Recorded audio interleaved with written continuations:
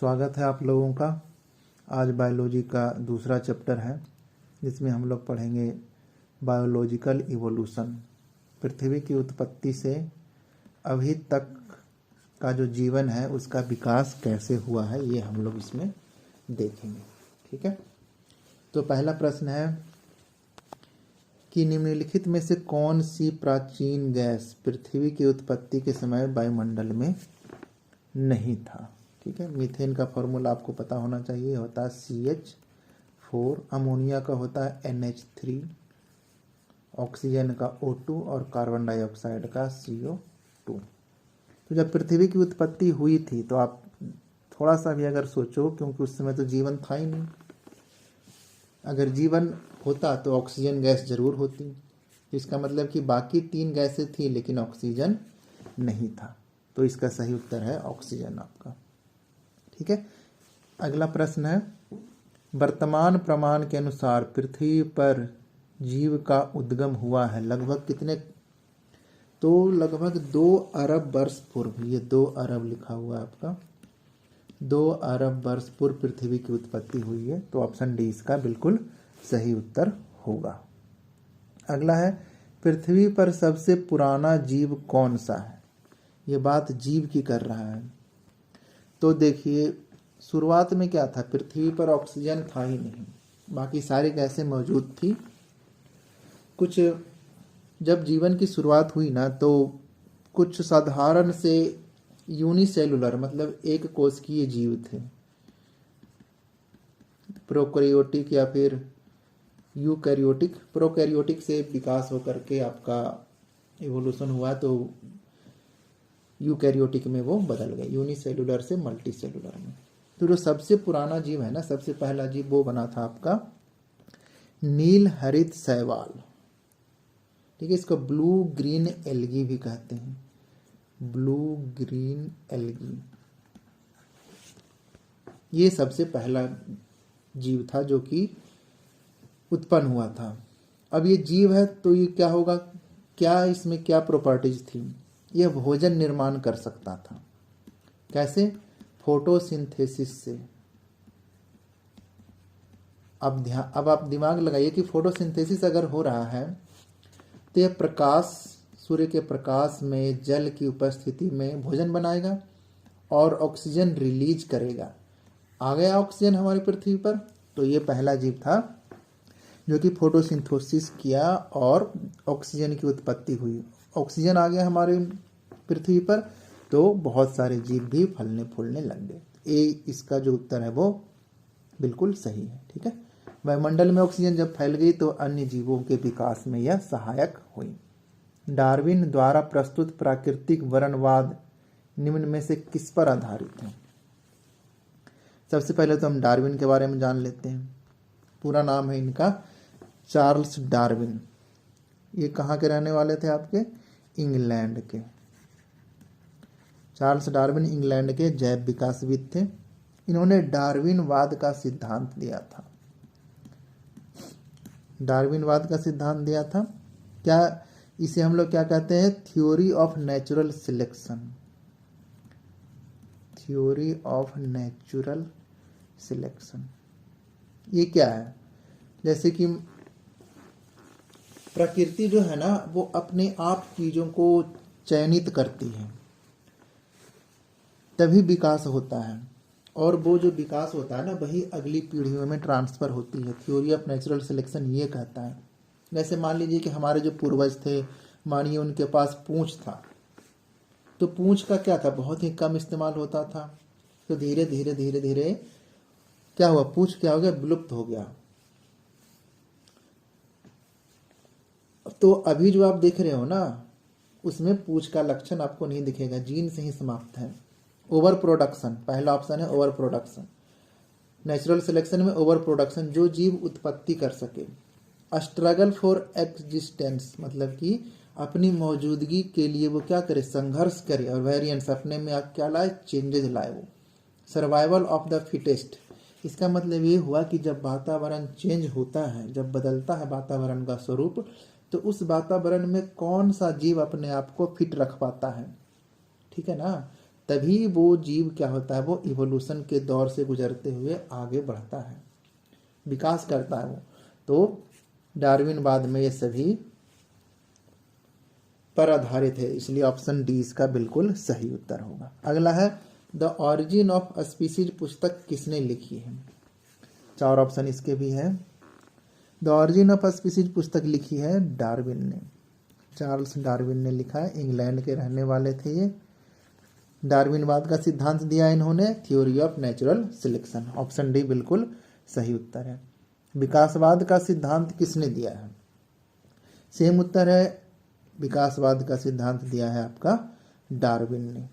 Darwin, Charles Darwin जो थे, उनका मत था कि प्रकृति में लगातार परिवर्तन होता रहता है, ठीक है ना, लगातार क्रमिक परिवर्तन होता रहता है, और उसके द्वारा जो विकास करती है ना प्रकृति, वही विकासवाद या फिर डार्विनवाद कहलाता है, ठीक है। बायोलॉजी का यही मेन रूट है आपका, बायोलॉजी की उत्पत्ति इसी सिद्धांत के कारण हुई है, तो ऑप्शन बी इसका बिल्कुल सही उत्तर है। अगला है जैव विकास को सर्वप्रथम किसने समझाया? तो इसका सही उत्तर है आपका ऑप्शन डी, जैव विकास को समझाया था लैमार्क ने। इनका पूरा नाम है जो है ना, वो है आपका जीन बैप्टिस्टे डी लैमार्क, इनका पूरा नाम ये है, जेडी बैप्टिस्टे लैमार्क कहते हैं इनको। तो जैव विकास इवोल्यूशन को सर्वप्रथम लैमार्क ने समझाया था। ये कहाँ के रहने वाले थे हमारे? ये हमारे फ्रांस के रहने वाले थे। चार्ल्स डार्विन तो इंग्लैंड के रहने वाले थे, ये हमारे फ्रांस के। उन्होंने एक पुस्तक लिखी थी फिलॉसफी जूलॉजिक, मैं लिख देता हूँ, फिलॉसफी जूलॉजिक। ये जो मैं बता रहा हूँ ना, ये सभी एग्जाम के लिए कारगर होगा, डीलेड हो, बीएसएससी हो, एसएससी हो, कोई भी एग्जाम हो, उसमें ऐसे प्रश्न पूछे जाते हैं। फिलॉसफी जूलॉजिक किताब उन्होंने लिखी थी। उन्होंने ये पुस्तक जो ना 1800 मेरे ख्याल से 9 ईस्वी में लिखी थी उन्होंने। फिलॉसफी जूलॉजिक किताब को छापा था उन्होंने। इसमें सिद्धांत बताया था, लैमार्क का सिद्धांत इसको बोलते हैं हम लोग, लैमार्क का सिद्धांत, जो सिद्धांत उन्होंने बताया था उसे लैमार्क का सिद्धांत कहते हैं, या फिर उपार्जित लक्षणों की वंशागति का सिद्धांत, theory of inheritance of acquired character बोलते हैं, ठीक है। बस याद रखिए कि जैव विकास को सर्वप्रथम जेडी बैप्टिस्टे लैमार्क ने समझाया था। अगला, विकास के उत्परिवर्तन सिद्धांत का प्रतिपादन किसने किया था? सही उत्तर है आपका ह्यूगो डी ब्रीज ने। जैव विकास का तो प्रतिपादन किया था लैमार्क ने, लेकिन विकास के उत्परिवर्तन का सिद्धांत किया था ह्यूगो डी ब्रीज ने। ह्यूगो डी ब्रीज जो है ना, वो आपके हॉलैंड के वैज्ञानिक थे, आपके पादप शास्त्री थे। पादप शास्त्री मतलब बोटनिस्ट, BOTANIST, स्पेलिंग भी याद रखना जरूरी है। उत्परिवर्तन का सिद्धांत ह्यूगो डी ब्रीज ने दिया था। इसके अनुसार जो उत्परिवर्तन होता है ना, या फिर जो कैसे समझ सकते हैं इसको, कि नई जाति की जो उत्पत्ति होती है ना, उसमें जो चेंजेज आते हैं वो अस्थाई होते हैं। जैसे पूंछ गायब हो गया तो वो अस्थाई हो गया, अब जो आगे मानव आएगा ना उसमें पूंछ नहीं होगा। वो उत्परिवर्तन का सिद्धांत ये कहता है कि नई जाति की उत्पत्ति अचानक एक ही बार में होने वाली अस्पष्ट तथा अस्थाई होती है वो, ठीक है ना, कि एक बार मानो कि जो अंग हम इस्तेमाल नहीं करते हैं वो विलुप्त हो गया, तो वो विलुप्त ही होता चला जाएगा, वो अस्थायी तौर पर हो गया वो, ठीक है। तो विकास के उत्परिवर्तन का सिद्धांत दिया था ह्यूगो डी ब्रीज ने। मिलान करना है, देख लेते हैं। उत्परिवर्तन का सिद्धांत दिया था, अभी हमने बताया, ह्यूगो डी ब्रीज ने। विकास का सिद्धांत दिया था डार्विन ने, और एक जीन एक एंजाइम की परिकल्पना की थी जैकब और मेनोड ने। और ओपेरॉन अवधारणा आपका आ जाएगा, सॉरी ये गलत कर दिया मैंने, एक जीन एक एंजाइम की जो परिकल्पना है ना, उन्होंने दिया था बीडल और टैटम ने, बीडल और टैटम। और ओपेरॉन अवधारणा आपका हो जाएगा जैकब और मोनोड ने। तो आपका सही उत्तर मैंने मिला दिया है। ए का 4, बी का 3, सी का 1 और डी का 2 आपका हो गया। ठीक है, आगे बढ़ते हैं। विकास का मुख्य कारक क्या है? विकास कब होता है? जैसे कि मान लीजिए कि कोई सांप है, ठीक है ना, छिपकली देखा होगा आपने। सांप को कहा जाता है ऐसा कि पहले सांप के पैर होते थे। तो जो एक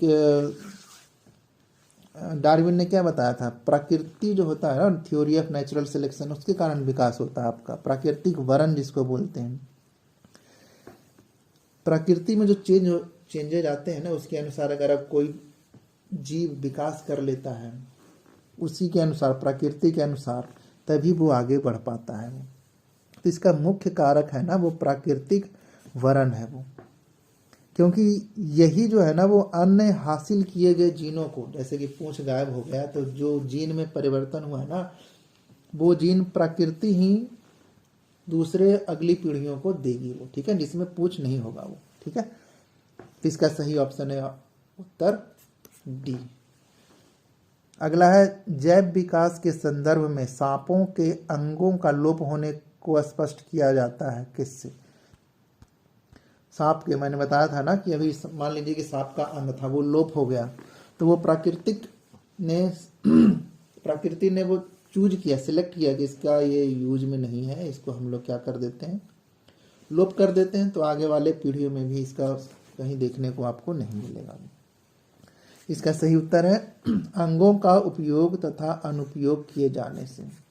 जो अंग बेकार पड़े रहते हैं वो प्रकृति समझती है क्या कि इसका कोई काम नहीं है, तो वो धीरे धीरे क्या हो जाता है, वो लोप हो जाता है। वो बदलते वातावरण में जीवधारी नई आवश्यकताओं की पूर्ति हेतु अपने कुछ अंगों का अधिक प्रयोग करते हैं।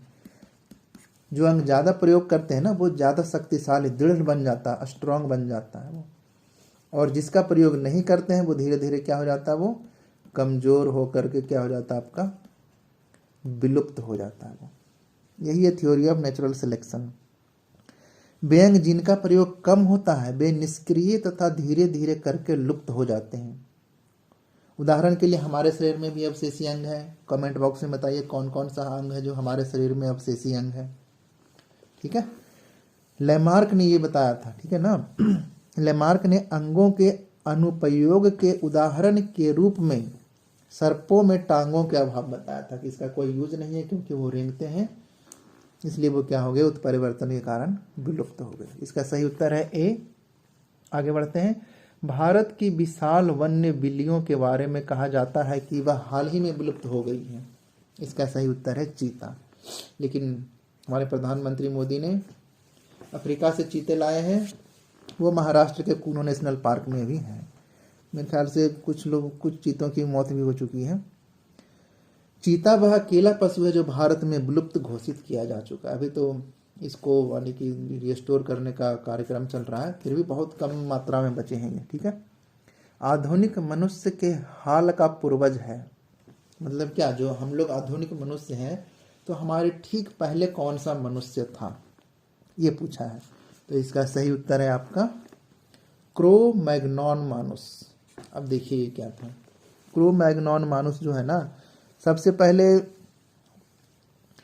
क्रो मैग्नॉन मनुष्य को आधुनिक वैज्ञानिक वर्तमान जो हम लोग है ना होमोसोपियंस,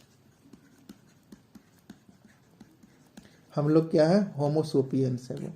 और हमारा ठीक पहले वाला जो पूर्वज है ना वो यही है, क्रो मैग्नॉन मानुस। ये क्या था, इनका शरीर लंबा चौड़ा काफी, मतलब 6 फुट लंबा होता होगा। ठीक है, और बड़ी बड़ी ऐसे बड़े बड़े सर होते होंगे, ठीक है ना, जैसा फिल्मों में दिखाया जाता है। तो आधुनिक मानव का, मनुष्य का पूर्वज जो है वो हमारा क्या है, क्रो मैग्नॉन मानुस है आपका। अगला प्रश्न है, शब्द डेनिसोवन कभी कभी समाचार माध्यमों में किस संदर्भ में आता है वो। अब देखिए डेनिसोवन क्या है वो, इतना डिटेल में भी नहीं है, लेकिन फिर भी ये आईएएस में पूछा हुआ प्रश्न है आपका।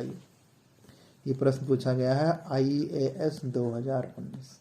ठीक है, जो मैं पढ़ा रहा हूँ ना उसी से एक एक प्रश्न करके अगर मैं क्विज में डाल दूं तो अभी मैं आपको लगभग 15 या फिर 25 क्वेश्चन बताऊंगा, तो डिटेल में अगर मैं क्विज बनाऊं ना तो 50 क्वेश्चन से कम नहीं बनेगा वो। डेनिसोवन एक आदि मानव प्रजाति थी, इसका सही उत्तर है आपका बस ये, इससे ज़्यादा कुछ मत जानिए आप, ठीक है। जो कि यूरेशिया के जंगलों में, यूरेशिया मतलब यूरोप प्लस एशिया का जो मिक्स एरिया है वो यूरेशिया कहलाता है आपका, उसके जंगलों में निवास करती थी, ठीक है। ये डेनिसोवन है आपका, तो सही उत्तर आपका बी हो जाएगा वो। अगला है आर्कियोप्टेरिक्स क्या है। ये नए नए शब्द हैं जो कि आपको इस एग्जाम में नहीं तो और भी एग्जाम दोगे ना उसमें कहीं देखने को मिलेगा वो। आर्कियोप्टेरिक्स है जुरेसिक युग का सर्वपुरातन पक्षी। आर्कियोप्टेरिक्स क्या है, एक पक्षी है जिसके जीवाश्म लगभग 15 करोड़ पुरानी जो चट्टानें हमें मिली है ना, जीवाश्म के अध्ययन से मिलते हैं, उसमें उसके अवशेष मिले हैं वो, ठीक है ना। ये क्या था वो, एक होता सरीसृप और एक होता आपका पक्षी। तो ये दोनों के बीच का जो था ना वो था आपका आर्कियोप्टेरिक्स पक्षी, मतलब कि जो रेंगता भी था, पैर भी था, चलता भी था और आपका क्या था, उड़ता भी था वो। सरीसृप तथा पक्षियों के बीच का संयोजक जंतु था वो, ठीक है ना। इसमें रेप्टाइल, सरीसृप को रेप्टाइल कहते हैं। रेप्टाइल की भांति क्या था, पूंछ था इसमें, चोंच में दांत थे इसके, ठीक है, तथा अगले पैर में उंगलियां भी थी। ये आपका सरीसृप के लक्षण हो गया। फिर भी यह क्या था, एक पक्षी था, क्योंकि इसके जो अगले पंजे थे ना वो पंख के रूप में रूपांतरित हो चुके थे, यह उड़ भी सकता था वो, ठीक है। तो ये आपका जुरासिक युग का सर्वपुरातन पक्षी था, जुरासिक युग जिसमें हम लोग डायनासोर वगैरह को देखते हैं। आर्कियोप्टेरिक्स किन वर्गों के पक्षियों के बीच की योजक कड़ी है, अभी मैंने बताया सरीसृप और पक्षी का ये योजक कड़ी है। सरीसृप मतलब कि उसकी टांगे थी, उंगलियां थी, पंजे थे, चोंच में दांत थे, और पक्षी के जैसा उसका एक पंख भी था, तो ये आर्कियोप्टेरिक्स था। मैमथ किसके पूर्वज हैं, तो मैमथ आपने फिल्म में देखा होगा, ये आपके हाथी के पूर्वज हैं। ये वर्तमान में क्या हो चुके हैं, विलुप्त हो चुके हैं। मैमथ आपने देखा होगा, आइस एज एक फिल्म आया है अपना आइस एज, उसमें मैमथ के रूप का जो कार्टून है ना उसमें दिखाया गया। डायनासोर थे, किस युग में डायनासोर थे, देखिए इसमें आपका खुद ही दिमाग लगाइए। सेनोजोइक सरीसृप का जो युग कहलाता था वो सीनोजोइक, पक्षियों का युग मेसोजोइक, एम्फीबिया का युग पैलियोजोइक और सरीसृपों का युग मेसोजोइक। तो ही मैंने बताया था आर्कियोप्टेरिक्स क्या थे, जुरासिक युग के पुरातन पक्षी थे। जुरासिक युग मतलब डायनासोर के, और डायनासोर कौन से युग में थे, आपका मेसोजोइक युग में थे। तो आपका जो ऑप्शन है डी। मेसोजोइक युग में अगर कोई मानव घटना हुआ होगा तो उस समय के डायनासोर अगर मानव पृथ्वी के अंदर चले गए होंगे तो उस समय जो चट्टान बना होगा ना उसमें हमारे डायनासोर के जीवाश्म होंगे।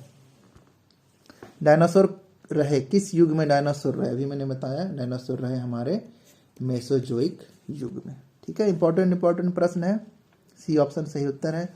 जीवों के विकास इवोल्यूशन के संदर्भ में निम्नलिखित में से कौन सा अनुक्रम सही है, देखिए। यानी कि उत्परिवर्तन कह रहा है इवोल्यूशन के, यानी कि थ्योरी ऑफ नेचुरल सिलेक्शन के अनुसार किसका विकास इवोल्यूशन होकर के फाइनल रूप में पहुंचा है, ठीक है ना। इसमें ऑप्शन बी आपका बिल्कुल सही है, क्योंकि देखो सेलमेंडर आपका ऐसा कुछ सांप जैसा होता है, फिर वो अजगर बन गया आपका, ठीक है, और वही आपका कह सकते हैं कि वो कंगारू के रूप में आ गया। लेकिन मेढक केकड़ा बन गया और झींगा तो और छोटा होता जा रहा, नहीं हो सकता। पेंगोलिन है आपका, कछुआ है और बाज उड़ने लग गया, ये नहीं हो सकता, ठीक है। ऑक्टोपस है, डॉल्फिन है, शार्क, ये भी नहीं हो सकता। तो ऑप्शन सी इसका बिल्कुल सही उत्तर है। तो ये था जैव विकास का आपका लगभग 20 प्रश्न मैंने बताया है, और इसका जो क्विज होगा वो टेलीग्राम ग्रुप में होगा। टेलीग्राम ज्वाइन कर लीजिए, लिंक इसका डिस्क्रिप्शन बॉक्स में दिया हुआ है। और वीडियो अगर अच्छा लगा हो तो लाइक ज़रूर कीजिए, ठीक है। और जल्द ही मिलते हैं अगले लेक्चर के साथ। Thank you.